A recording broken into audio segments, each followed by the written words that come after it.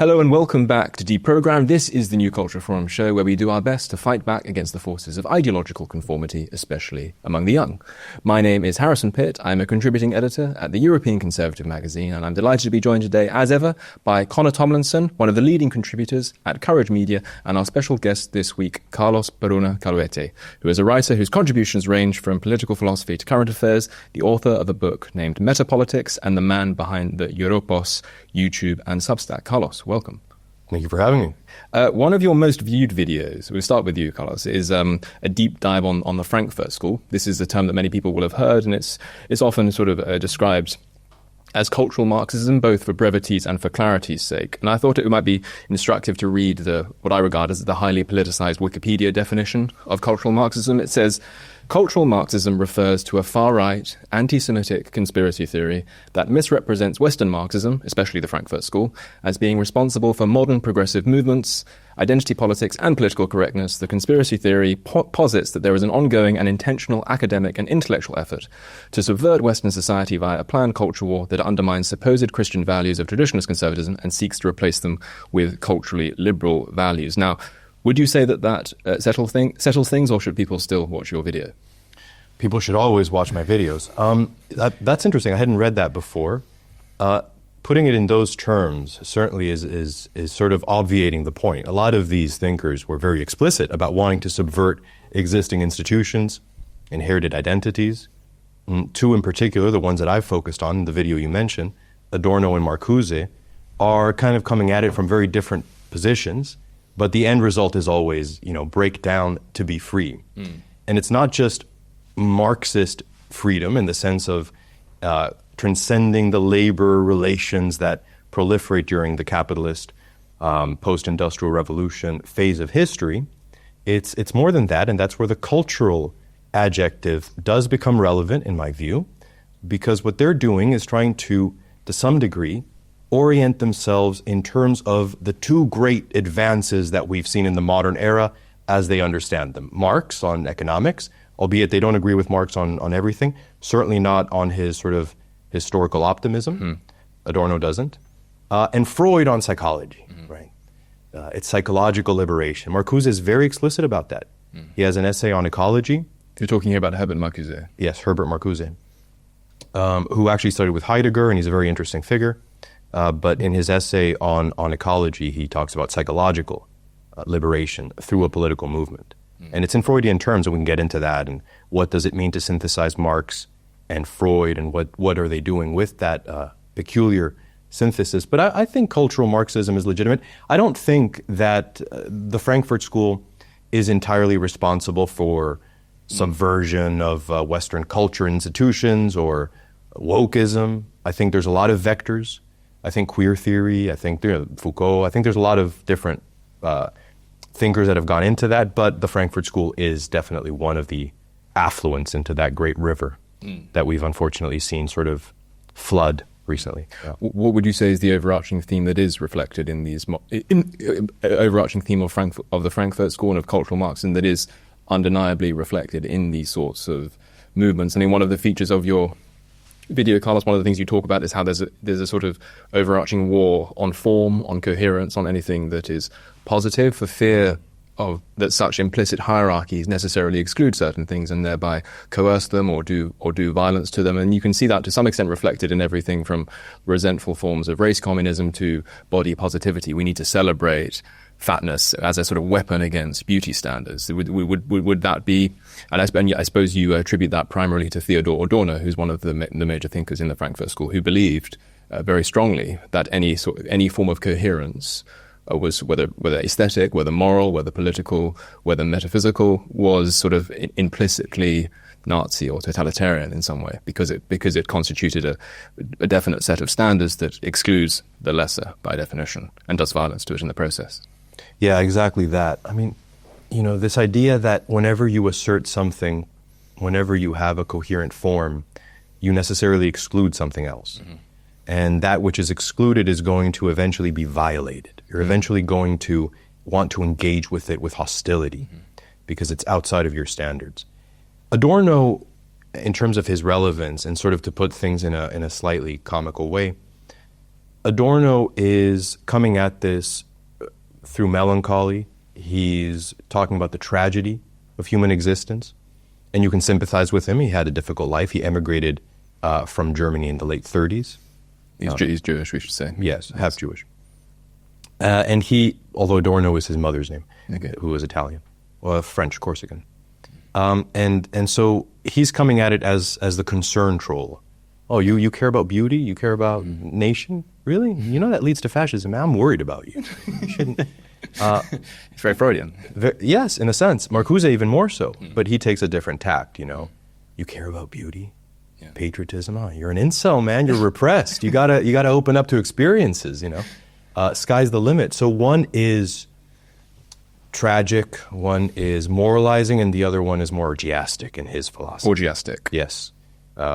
Sexuality becomes the sort of centerpiece. And it is sexuality. It's not libido in the Freudian sense of the pleasure principle in general. Mm-hmm. He does refer to sexuality. Marcuse. Yes. Herbert Marcuse in Eros and Civilization. Mm-hmm. So they come at it from very different directions. If you want, we can get a little bit more into each. Yes.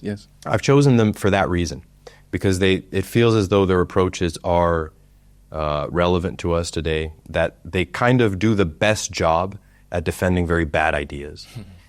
They do the best job at exposing the underlying psychology of a lot of what we see today.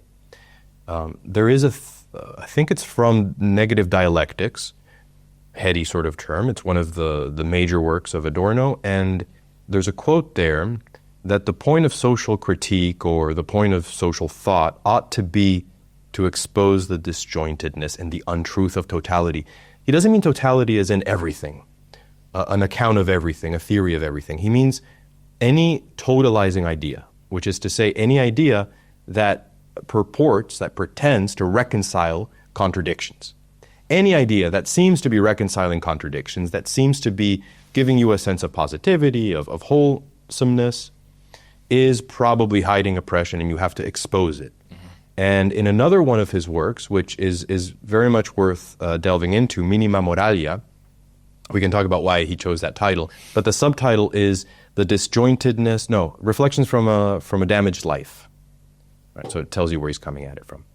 And there's a passage in Minima Moralia in which he talks about how even in your most tender moments, your moments of love, your moments of affection for your spouse, there is something there that's going to lead to terror, to violence. Because what you're doing is you're asserting your love for somebody merely because you met them first, or they came into your life at the right moment. Life is arbitrary. You have children, you love them, that's great. But the fact that you give them moral precedence over every other child, this is asserting the brutal linearity of existence. Sure, they're your kids, but why should that matter quite so much? And so there's a straight line between the tenderness you feel for your family and Australia not allowing non-whites into the country. That's what he says. Mm-hmm. That's what he puts it in terms of immigration and ethnicity. That kind of gives you an idea of what he means by negative dialectics. Yes. Marcuse is telling you that you ought to, and I'll quote him as well, you ought to liberate yourself from stodgy old norms and forms because they represent a system of control. Heterosexual monogamy is essentially good for the ruling class, right? Because it wants you to reproduce yourself and sort of not play, not experience life. You have to be productive. And play would mean, presumably, polymorphous sexuality. And he says that explicitly. Mm-hmm. The reactivation of polymorphous and narcissistic sexuality. That's where he wants you to go.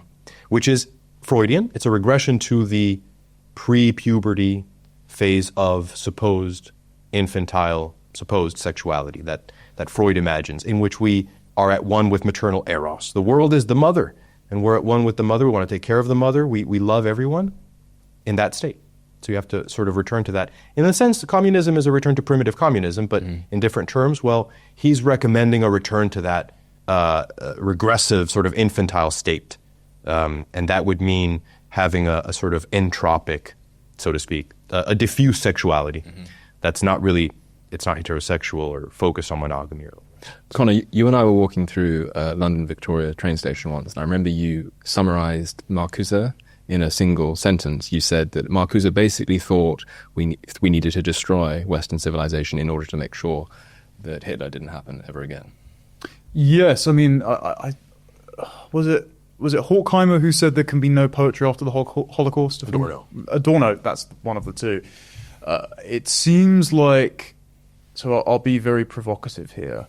It seems like when lots of wokeness is attributed to cultural Marxism or neo-Marxism or postmodern neo-Marxism or whatever neologism that Dr. Peterson wants to throw out that day, and I'm not discrediting the archaeology of the where these ideas come from, but a lot of it acts as if these ideas were so ineluctably powerful of their own accord, they just took the culture by force, rather than them being put on steroids. You know, the absurd claim that the family is the genesis of fascism being put on steroids. That's Adorno, yes. Yeah, because we wanted to avoid the authoritarian personality, we wanted to avoid any distinctions between ethnicity and culture, because the Second World War was a reorganizer of political priorities. You had to ensure never again was fulfilled. You had to ensure that, you know, all art had to be reconfigured to spread the moral message of the Holocaust can never happen again. And the Holocaust came out of racism, and therefore even the nations that fought the Nazis, who did so because of a strong national identity, like the British,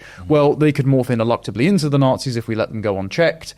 Therefore, we have to liquidate all category distinctions. We have to abolish the family. We have to abolish sexual norms. We have to unrepress everything and let freedom float. And this is how you get to the experiments in Germany, where they were putting children, orphaned war children, in the homes of sexual predators, because they believed that they could regress children back to the infantile state of sexuality, and that repression wouldn't lead to fascism. So I think that element of explanation is often neglected when people examine the ideas of the cultural Marxists. They don't explain how they had such purchase in an existing post-war liberal society. Absolutely, and that's important. And maybe, Carlos, you can fill in little bit more of that historical sketch, because the primary figures of the Frankfurt School, Max Horkheimer, Theodor Adorno, and Herbert Marcuse, they were not themselves boomers. They weren't sort of post-war generation types. They were more likely to be educating those people in American universities than they were to be members of that sort of that volatile 60s student revolutionary fervor. They were actually, they set up their Center for Social Research in Frankfurt in the 1920s.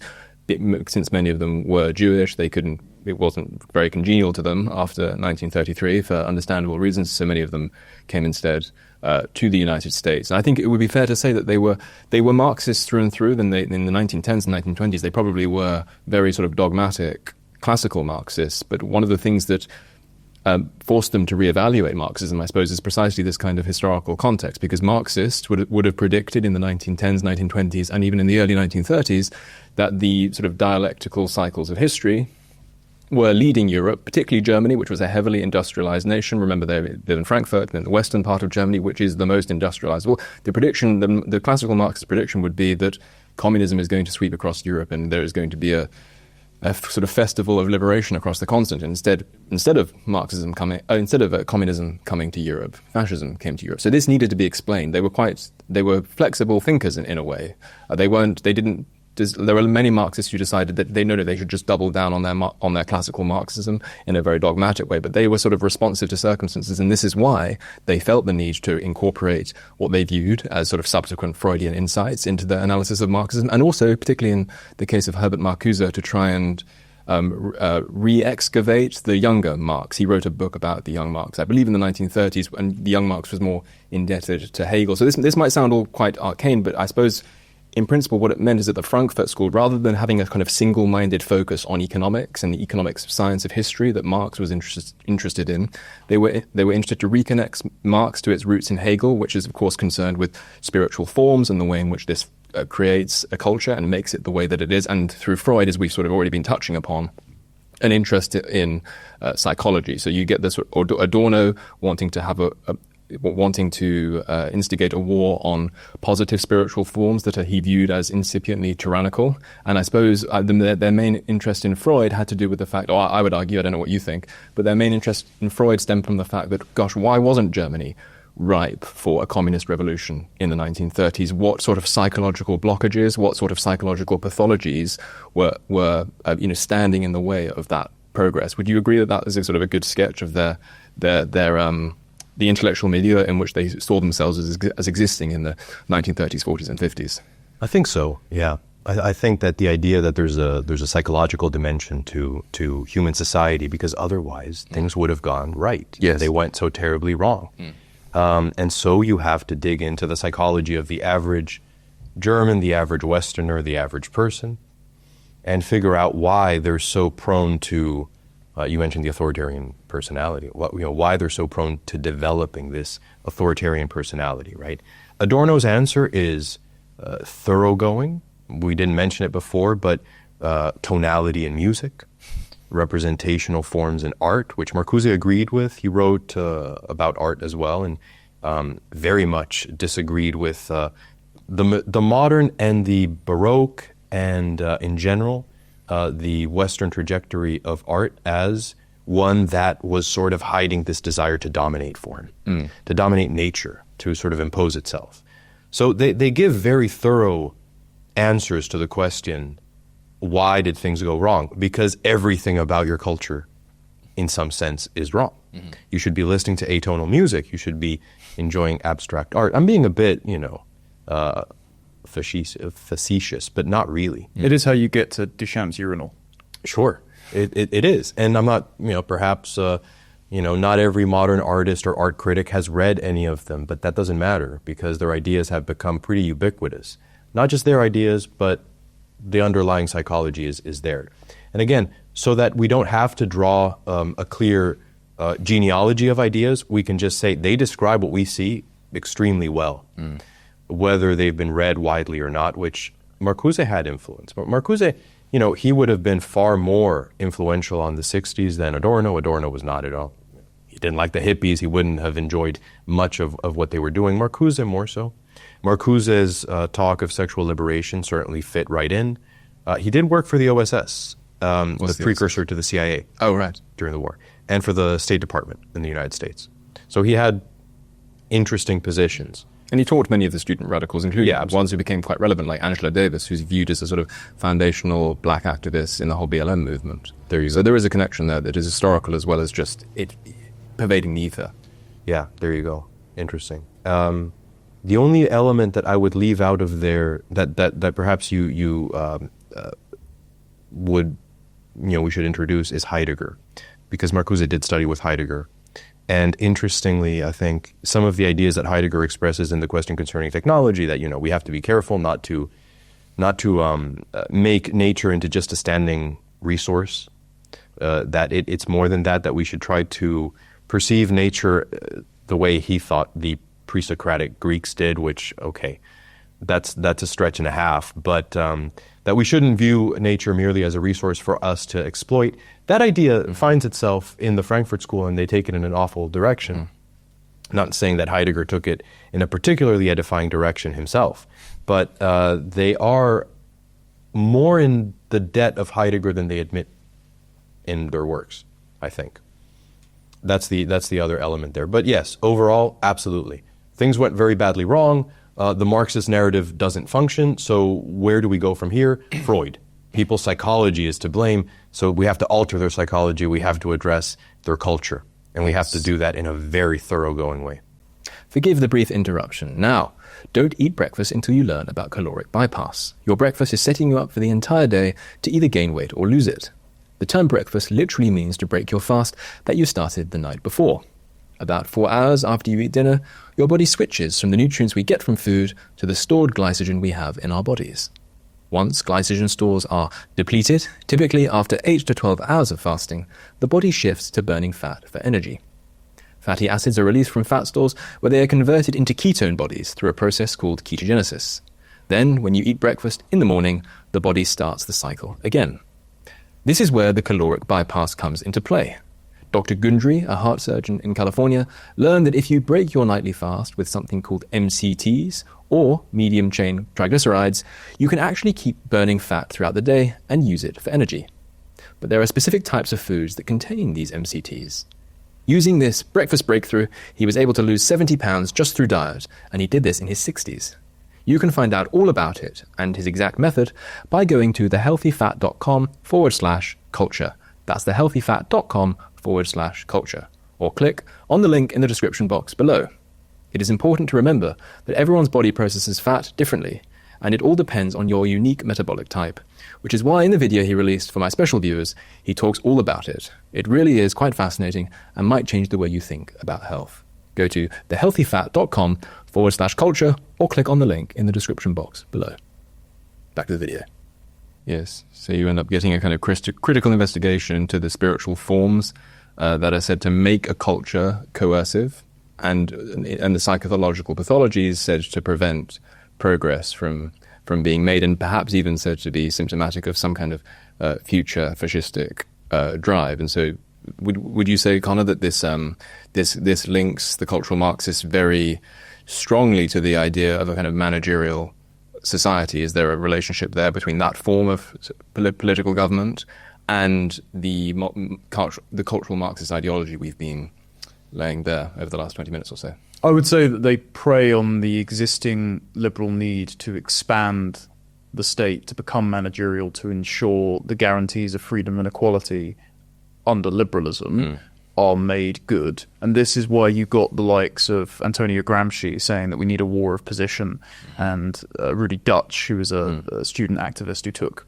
the sort of cultural Marxist bubbling up on university campuses to its apotheosis when he coined the term Long March for the Institutions. The institutions needed to have been sufficiently expanded to be susceptible to entryism in the first place. And the reason they expand is because if you deny differences between culture, between people, between heritages and histories, as was put on steroids in the aftermath of the Second World War, because any categorization was leading ineluctably to fascism, then you need the state to expand to make all of these fractured identity groups that you're putting into society by breaking down normative boundaries and increasing immigration. You need that state to make them play nice.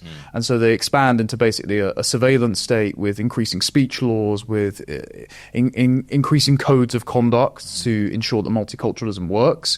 And that creates these positions and these avenues, these like DEI officers, that then those sufficiently enriched in ideology can enter and enforce it from the top down. So I would say it's the unique weakness in liberalism, its false anthropology, which it shares with Marxism as the twin ideology of the Enlightenment, that then expands the state to become managerial, that then gets populated by all these ideologues that have, swum around in Kimberly Crenshaw and all this nonsense.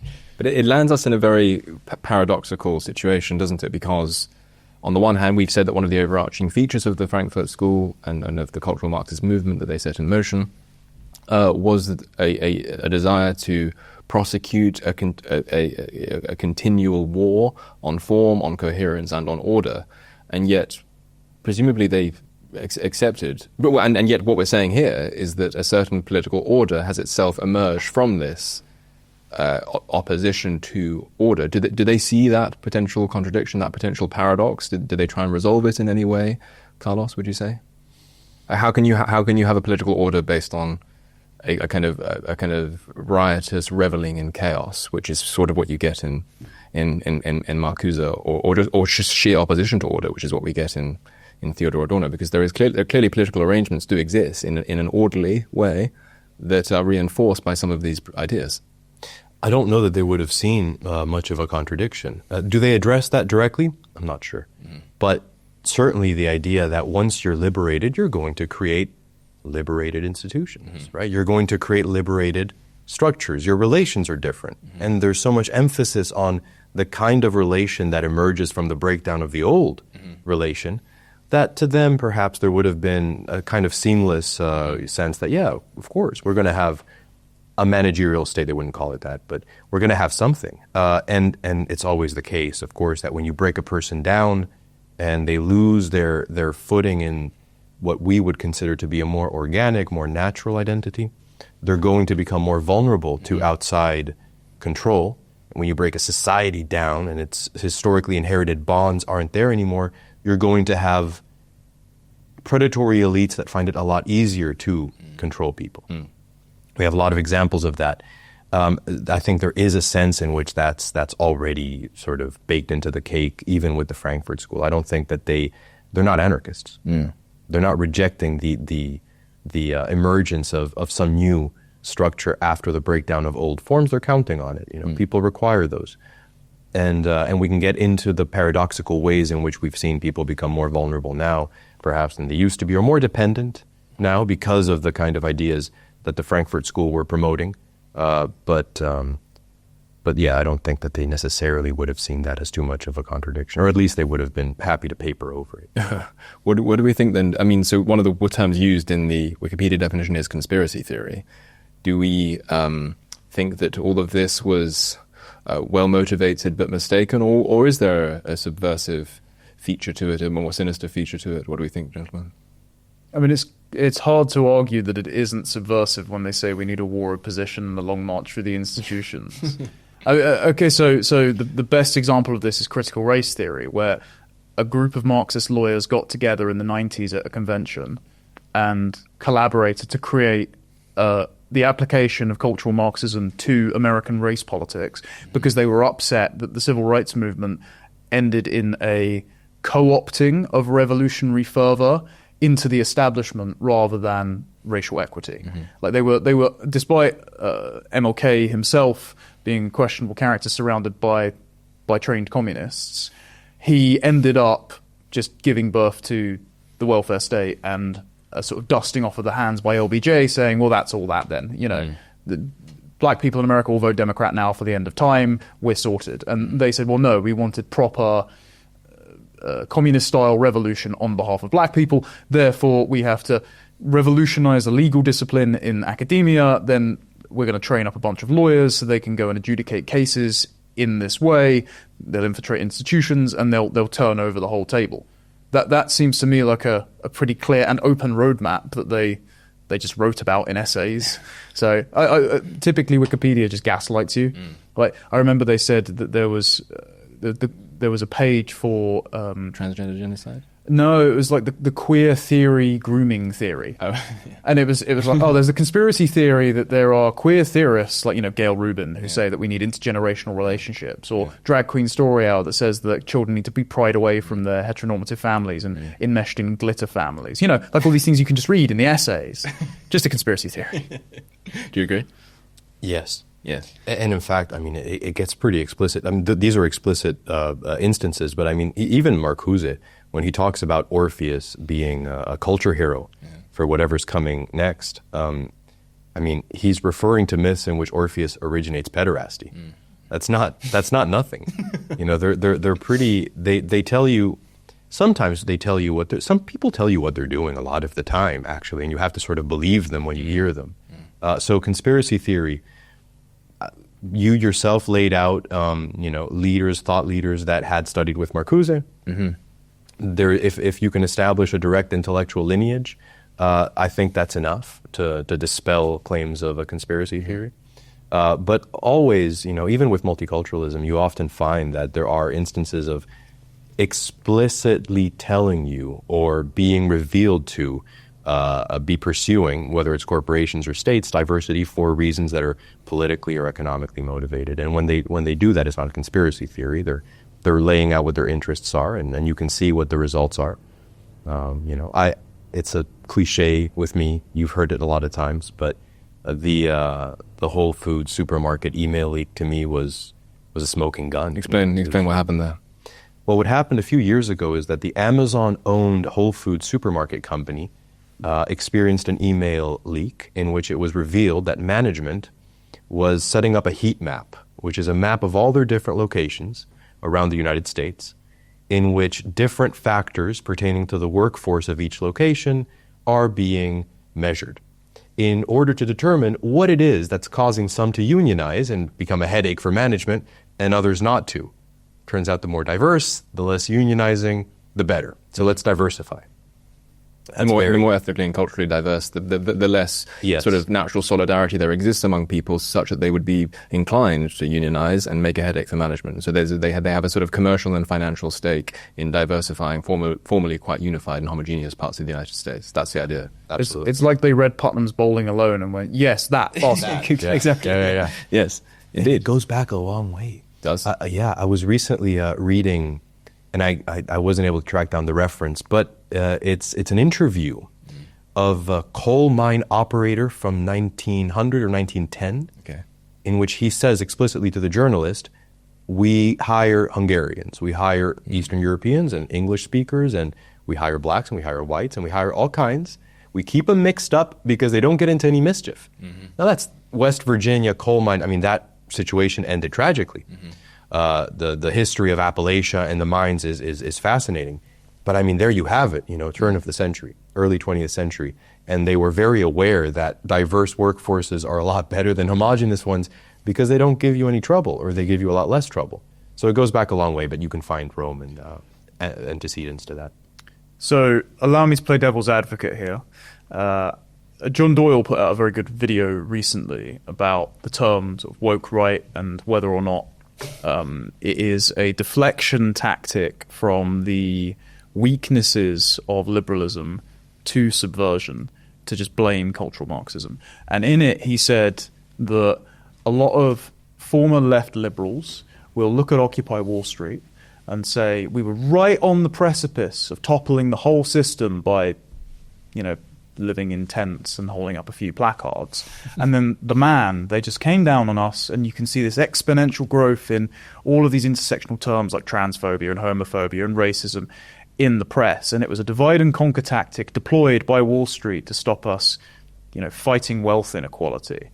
And it sounds similar to the argument that the greedy industrialists are employing a diverse workforce as a divide and conquer strategy to distract you with obsessing about identity rather than tackling the fact that they're hoarding all their profits like Smaug in The Hobbit. Do you think that some of this is cope by those parts? And do you think that some of the blaming of cultural Marxism is kind of like ideological window dressing for organic racial and racial resentment and a hatred of normal people by people who have unorthodox identities that find themselves attracted to this kind of grievance politics? I do think that the old school left that is concerned with degrading material conditions above all else has to find itself alienated by the woke movement and all of the rest of it. But they would have felt themselves alienated for a long time. People like that would have felt alienated in the 60s as well. Their concerns are legitimate. I would say that, yes, of course, your political option gets subverted when you introduce intersectionality and all the rest of it because you only want to focus on economics and you want to focus on working class purchasing power. It is subverting you. It's subverting something else as well. And what it's subverting, apart, coherent identities and the link between ancestry and nationhood and religion and gender norms, all of that stuff is necessary for you to get what you want. So you might as well admit you're a conservative at that point, because your ideological opponents are breaking down things without which you don't get to increase the purchasing power of the working class. You're pretending that the stratum that concerns you is not built on a lot of pre-existing structures that are essential to human life. But of course, there are elements of the left that have made that argument very strongly for a while, and that call for a return to the old left. I wonder whether that old left really exists in living memory. I think it's been influenced by these sorts of ideas for a long time. I share the concern. Obviously, purchasing power is and working class politics, I think, will make a return now. I think you've started to see that. I think Trump is an indication of that. His 2016 run was largely about working class, degradation of the American worker and all the rest of it. So I think that's going to be a big part of the mix. I think that you have to admit the degree to which class politics and economics require a defense of family and nation and all the rest of it. Do you? Did I get your question? The only other bit was how much of blaming things on cultural Marxism is just Code window old dressing leftists, yeah. for just racial resentment. On the part of the right. Yes. Oh, Yes. really? Yes. Oh, okay. Because there is so how much of America's febrile racial condition is blamed on critical race theory, as if the 90s was this idyllic period when nobody even talked about race. We can ignore Rodney King and O.J. Simpson because that's convenient. And how much of it were we just on the precipice of John Lennon's Imagine, but in a right-wing way, and then the mean, evil critical race theorists came along and upended the entire system. Well, if the idea is that things were hunky-dory prior to the 60s, then yes, that would be cope. But I think the right has to sort of also admit that it has adopted a form of economic determinism, according to which, liberalizing the market and a few other policies were enough, and focusing on the individual as the sort of primary vector of politics was enough. And it wasn't. And I think human beings, man does not live by bread alone, whether it's left-wing working class politics that sort of ignore everything else, or right-wing liberal, let's say economically liberal politics. You always have to have some account for identity, and you have to have a sort of thick politics of identity as well. The term woke right, that comes from James Lindsay. Am I right about that? I think so. Yes. Yeah. Yeah. He's at least the most vocal proponent, but he seems confused as to what it actually means. Like, it applies to anonymous neo-Nazis on Twitter, and it applies to Pat Buchanan and people that push family-friendly tyranny, and it applies to Oren McIntyre, who's apparently trying to summon a Zoroastrian demon by praying to the Archangel Michael, even though he's not Catholic. Outstanding. I'm sure he was chewing on the walls of his padded cell when he wrote all of that. Sure, yeah. I remember him tweeting about the Catholic Church's use of a logo, a sort of anime girl that uses a walking stick, and he was saying that the walking stick is a traditional. This particular walking stick, which sort of has horns on it, is a witchcraft symbol. It's a pilgrim stick. It pads your palm. So it has two sort of, and then it has a little hook. The hook is for hanging your supplies, but it was witchcraft. So it's odd because he seems to be sort of tapping into conspiracy theory. Everything is occultism, but me type. Then there is a strain of evangelical Christianity that does that with anything Catholic, but really with anything. I don't know that he's a Christian though. He's an atheist. Okay. He's written multiple books about it. All right, Though let's move on from James Lindsay. He did, but he did reply to Taylor Marshall, because Taylor Marshall had quoted new Pope Leo's anti-communism, and he was praising it. And James Lindsay responded saying, "Well, you aren't actually an anti-communist, because if you were, I would be your leader." Yeah. So it seems to me that woke right is actually a gatekeeping Touche. mechanism. He said it's a political tool himself, but the people that push woke right are trying to gatekeep actual right-wingers who care about the sort of class politics, who care about faith, family, community, and country, because they're speaking for a particular people, not just universal, abstract liberal values. They're trying to push them out of what is their home that has become their refugee camp, because the last stage of the revolution temporarily embarrassed them. And so they're no longer off the left, but they kind of want to be. So they're now on the right, and so they're using woke as a cudgel to hit the people they think they've gone too far on the left, but also the people they're uncomfortable to be in coalition with on the right. Yeah, that sounds right. I mean, apart from other issues in the American context, which I think are geopolitical, right? I mean, if you are critical of Israel, generally you're woke right to a set of thinkers. Pat Buchanan, of course, had expressed controversial views today that were less controversial when he published them. That's sort of what's interesting as well, is that the political conversation has moved in an odd direction there. I don't know much about James Lindsay or the term woke right, but it sounds like a disciplining strategy, like you just described. You're starting to have too thick of an account of identity, and you're starting to go in directions that we don't particularly want. Too much moral, too much national identity, too much this or that. Let's try to get you back on the reservation of talking about economics or talking about certain consensuses that we've inherited from before. I would argue that there is one sense. I don't want to give him or his legion, the legion of people who are pushing the term woke right, too much credit. But it's not as if the critical, like if we regard wokeness as meaning derivative from critical theory in some way. It's not as though everything that the critical theorists say about human power relations, everything that the critical theorists say about the importance of identity, the importance of culture, the importance of man having a status as a social animal is completely mistaken. And so you were saying there that these are people who are fundamentally these sort of classical liberal types, and James Lindsay sort of fits into that mold. They're people who want the primary vector in politics to be the individual. But what the Frankfurt School were undoubtedly correct about, and I don't think that you have to be woke to believe this, because I think Aristotle thought this as well, and good luck trying to argue that Aristotle was some kind of wokester. But they attend to the fact that man is by nature a social and a political animal who is influenced by his environment, and whose personality is formed by those sorts of social tributaries that feed into his identity. So you can't formulate a political theory on the liberal assumption that the environment is just this sort of non-social vacuum in which people congregate as individuals. It is itself a place that is pregnant with all sorts of presuppositions, and these presuppositions could be wrong. And so, like, the critical theorists take this in my view, in a very mistaken direction. What they will do is they will look at the way in which they will argue that certain concepts, certain standards, certain epistemic ways of understanding which pervade our society are infused with white supremacy. Therefore, the appearance of equality before the law is just that. It is an appearance because, yes, as a matter of formal law,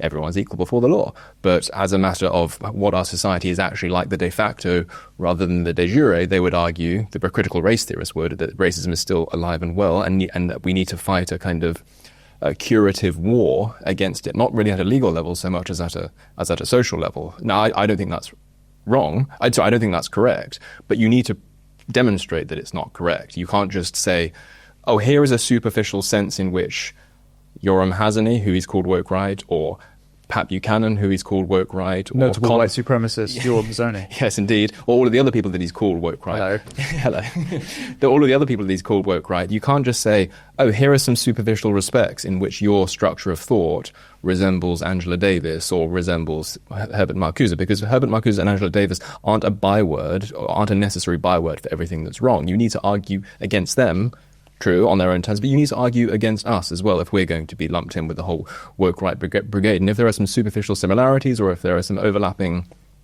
concerns, in other words here, the main concern being for the human being as a social animal rather than just an individual, you still need to take the argument on head on. You can't just dismiss it and like you can't just weaponize vibes in order to get out of it. You can't just say you can't sit at our lunch table. Exactly, basically. Which is mean girl strategy. Yeah, if you really believed in what you say, I would be prom queen. And also, your genealogy is crap if you can't explain why this elaborate esoteric theory that apparently originates in occultism and is pervading through the UN had any purchase in a pre-existing liberal society where everything was hunky-dory. Like, if it is so self-evidently rubbish, why did it successfully infect your liberal society then? Exactly, especially if liberalism proper is impervious to these ideas, and therefore liberalism in harder is the solution. Like, it just doesn't match up. Instead, what it's been presented as is like an increasingly austere puzzle box that you can package and then present as that makes you the arbiter of collect opinion because you're the only one that can unpack it. So everyone has to listen to your podcast. Yeah. True liberalism has never been tried. That's the argument. Yeah. But the term Western civilization, of course, has sort of become denatured. They mean liberalism, and they mean a very particular strand of liberalism, and they mean American individualism. And even that American individualism is sort of removed from the rugged individualism of people that had to really rely on their community in order to build the United States, right? It's a very sort of rootless sort of account of liberalism. Western civilization, if it means anything, it means a set of thinkers that have informed how we view the world that were all by this standard collectivists, all of them.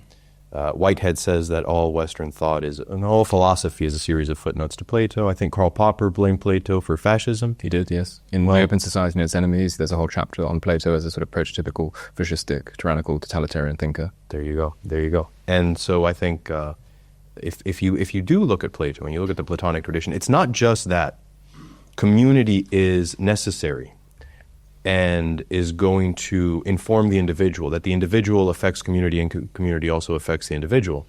It's also an aesthetic commitment to the diversity of communities as somehow better expressive of truth than otherwise, than homogeneity. And so that love of strong forms in the laws, he praises city-states. In Plato's laws. Plato's laws, sorry. Yeah. His last and most mature work, he praises city-states that retain their identity, even that keep foreigners out of their city-states. And he does, and he talks about reducing intermarriage between Greek and non-Greek, and even between Athenian and non-Athenian at one point. And that's not something, you don't have to agree with him, but at the root of Western thought is the idea that community ought to be diverse and ought to have borders and ought to have its own policies and ought to retain its identity different from other identities, and that's a beautiful thing. So if you cut yourself off from that, that's wonderful. Stop claiming to be a defender of Western civilization. You're a defender of something else. Well, that was very interesting. Axios put out a piece this week that said, inside MAGA's plot to defend Western civilization. And they act like they only woke up yesterday. And it's the famous painting of the symposium where all these Greeks are standing around talking with MAGA hats photoshopped onto them. And they say that Trump supporters have cooked up this idea that Western civilization as a concept is Judeo-Christian, defending what they call the rule of law, which is presumably, Soros-funded prosecutors not being able to let a bunch of murderous crackheads out of prison early while imprisoning people for tweets. And so they act like they don't understand what this is. But what I found very interesting is that the term Western civilization has risen up at the same time as this concept that Western civilization is synonymous with liberalism, whereas you can the people that coined the term Western civilization and Judeo-Christian were trying to draw connective tissue between the roots of Western thought in Athens and in Rome to Jerusalem, because of course after the Second World War, State of Israel was founded, and so lots of Jews in America and in Israel were very concerned about the west of the Eastern Bloc securing the continued fate of Israel and the Jewish people after the Second World War. This is why in 1955 there's an American Jewish sociologist who coins the term cut flower culture to say that America is this flourishing flower of Christianity and individual prosperity, but without connected to the roots of Jerusalem and it being protected, you won't have it thriving, it will just wither and die in your hands. So the idea is that when you say Western culture or Western civilization, they're very particular to times, to places, to peoples, to traditions, and the thinkers that wanted to conserve those particular things, like the Athenians or the Jews. Whereas now, as a byword for liberalism, that's been folded back on itself and it's eating its own by insisting that these things weren't particular to those places. They were always universal. And if you seek to defend those places and their people and their culture, you're actually woke right. Yeah, I think it's Christianity and its particular synthesis of Greek thought and Roman law and certain other elements there. But even outside of to me, Western civilization, I mean, you don't know when it's born discreetly, perhaps, but it is a medieval composite, at least, because of the Christian reimagining of certain ideas, and of Rome and of imperium and of what that means. But even outside of its time and place, even removed from Europe and from the history of Europe, Western thought, at least, is Platonic. And Platonism, at least, defends the legitimacy of human communities and differences between human communities and borders. That is a part of the metaphysics of the Middle Platonists and the Neoplatonists. It has to be, because you need multiple iterations of the one if you want to get metaphysical. So even if we remove it from its context and we don't care about Europe and we don't care about Jerusalem or Athens, we end up with a set of ideas that is very specific and that is not compatible with the kind of individualism that you would defend if you were sort of deciding that Western civilization started in the United States at a particular time. Even the liberals weren't, like this. A lot of the liberals, they had a clear sense. I mean, the early liberals, you would know better than me. They were English, Scottish. John Locke wanted to ban atheism. Well, there you go. Based. That is based. That's what right, surely. Yeah, it's the one thing he got right. Yeah. Well, so George Washington, Oren McIntyre did a very good reading of his farewell address Oh, yes. when he stepped down. And George Washington was saying, you shouldn't have any loyalty to any other country, whether you hate a country or you love a country, because it positions your identity as relative to the affairs going on in that country, and it makes it so that politicians in your country will pander to the fate of that country, whether for good or for ill. And so it will shape your domestic politics. Well, thank goodness America has heeded that bit of advice. Yeah, does that make George Washington woke right? Yeah, exactly. And also, the reason why that's relevant in the Locke context is because the reason he thought that atheism should be banned, and the reason why he thought Catholicism should be banned. Okay, he was wrong. We're wrong on that. Was because the way he phrases it, I think it's in the second treatise, or it might be. No, it's in his essay on toleration. Yes.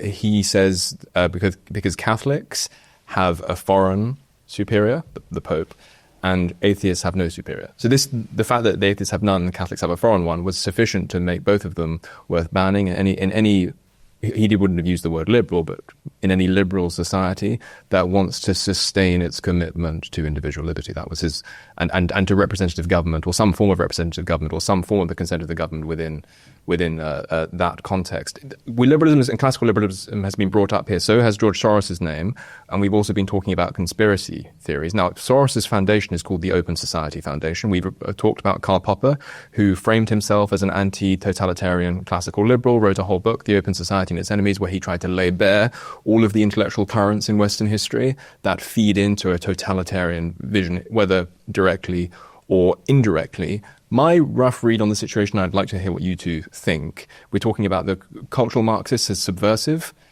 and I suppose we're sort of hinting at the way in which liberalism is complacent. It's not necessarily subversive in a kind of positive sense, or it doesn't seek subversion as such, but it is, you could argue, complacent and therefore defenseless against subversion. So would it be fair to say then that the ideal of the open society, as advanced by Karl Popper, and perhaps even to some extent George Soros, although I think there is more subversion going on there, is defenseless and civilizationally complacent and entropic, and then cultural Marxism is just one of the many more malign forces that moves in to take advantage of this situation. Would you agree on that sort of rough sketch of the situation? Or is there something actually quite subversive about liberalism, classical liberalism as well? What is the relationship between classical liberalism and cultural Marxism is, I suppose, the final question I want to ponder with you both. I think classical liberalism's anthropology of the blank slate is the seed, and cultural Marxism is the fertilizer. Okay. So you need to have that there for that rotten weed to grow, and then you needed the precise cultural conditions, for example, the aftermath of the Second World War, where the emergent narrative that still persists is Hitler killed lots of people and he did it in a racist way, therefore he is the new devil, therefore you need to do everything you can to not be racist in order to not become Hitler, and therefore be so open in your society that you allow the latent egalitarian and free nature of man to flourish. So you don't put him in prison, you don't have any borders, you provide him material equity, and he'll begin weaving baskets and writing beautiful poetry or whatever they think that these government subsidy programs will achieve, and whether or not you do it by subversive, culturally Marxist means, or bleeding heart, liberal professions of wanting to live in John Lennon's Imagine, the end result is the same. The end vision of a society of a utopia of universal brotherhood, but instead San Francisco, where people are defecating in the street and overdosing on the sidewalk, the end result on the vision is the same. Yes. I agree, yeah. Tabula rasa is the seed, and then you need that fertilizer, which is going to come later with all sorts of modern thinkers. I think that's a great way to put it. George Soros, his version of the open society is, he's getting it from Popper. He's not citing, any of the thinkers that the Frankfurt School is citing. But if you read his Open Society and you read his essays on capitalism or the threat of capitalism, he has an essay that kind of summarizes his thoughts on the open society. It's Adorno. It's negative dialectics. He says, the overriding fact of human existence is uncertainty and fallibility. And so you have to have a breakdown of the old certainties to get closer to the truth, a truth that is ever evanescent, but in order to be anywhere near it, you have to break down the old certainties. But what does that mean de facto? What positive structures do you assert within that? Well, he doesn't have, again, he's not an anarchist, and yet he wants to leave you unmoored from any particular value, which is, again, that's pure negative dialectics. Does that prove that you can get to the same conclusions via Popper, and via certain liberal presuppositions without reference to Marxism, because Soros is not a communist. He talks about communism and capitalism both being, mistaken in their own way, ultimately. Capitalism less so, but as an economic system, it's also leading to pathology. So even if we agree with him there, the kind of third positionism that he's pointing to is a complete breakdown, really. So I think that if Soros is honest about his sources, then you can end up getting to the same place Adorno got, but via a very different route, which is interesting. Well, listen, Carlos, it's been interesting having you on. Thank you very much for joining us. Cultural Marxism is a topic that doesn't only rile up the regime censors who run Wikipedia. It also greatly interests our audience, and they've sent in questions directed at the three of us, but primarily at you, because we told them that you'd be coming in. So do stick around for that extra bit we're going to be doing after this. But thank you for now. Thank you very much, Connor, for joining as well. And thank you to you for watching. We look forward to seeing you on the next episode of Deprogrammed. Our mission at the New Culture Forum is and always has been to defend and celebrate Britain's history, culture and its people, and indeed Western civilization, at a time when both are under sustained attack. We have grown from small beginnings to become the country's most influential right-leaning cultural think tank. Our content is watched and read by some of Britain's most influential political figures. But now, we need your help. If you believe in what we do, then please do become a member. For as little as £4 a month, you can make a vital contribution to what we do.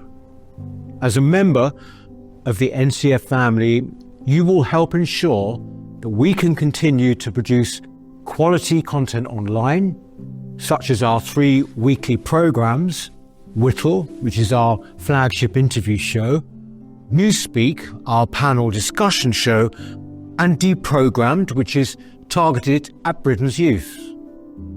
As you probably know, in addition, we produce important documentaries, such as our critically acclaimed 6-part series, The West, a stunning celebration of the history and genius of Western civilization, and our ongoing documentary series, Heresies, with hard-hitting episodes tackling subjects such as immigration, gender ideology, and BBC bias. But the New Culture Forum is much more than a YouTube channel.